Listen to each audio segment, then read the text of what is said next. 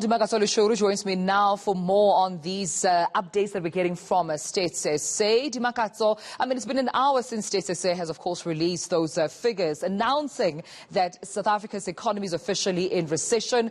What has been blamed on this recession?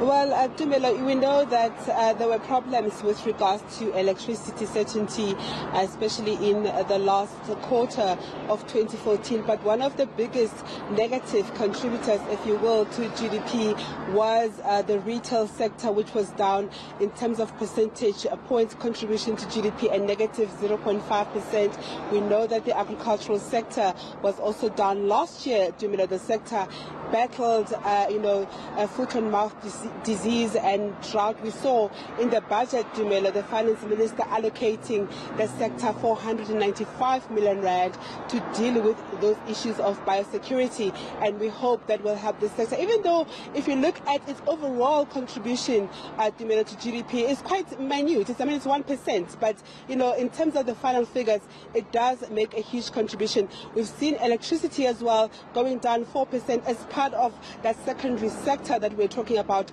The whole secondary sector was down 2.9%.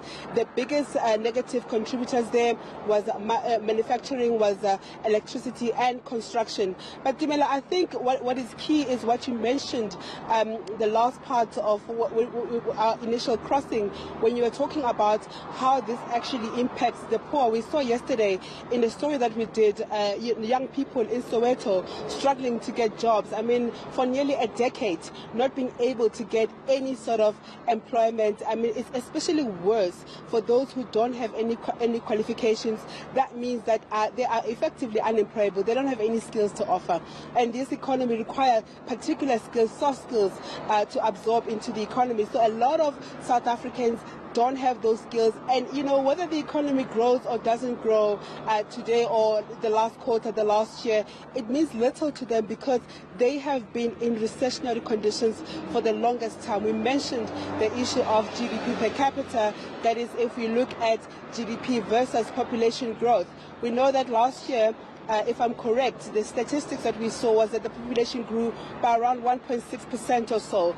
So if the economy is only growing by 0.2%, you can see that effectively we've been in a recession for quite some time as the economy in South Africa, Dumelo. Indeed. And when you talk about South Africans being hardest hit, Dimakatso, I couldn't agree with you more, because they are, of course, at the core of what we're seeing here in terms of unemployment. We're seeing them not being able to even afford their basic needs. But this is happening because some of these sectors have been hardest hit. Just take me through some of the worst performing sectors.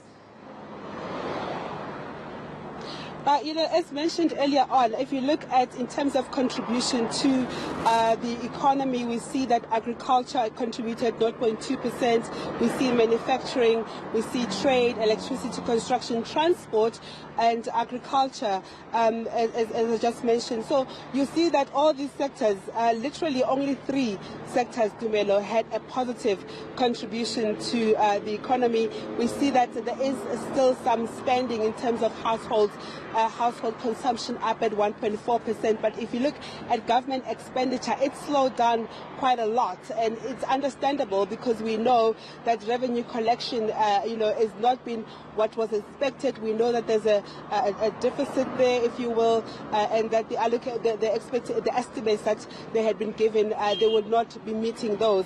So quite a number of sectors, 7 out of the 10 sectors, underperforming or contracting in the last quarter of 2019. Tumela, also more concerning, I guess, is traditionally, because of seasonal cyclical issues, we know that the first quarter usually of a year, it tends to contract.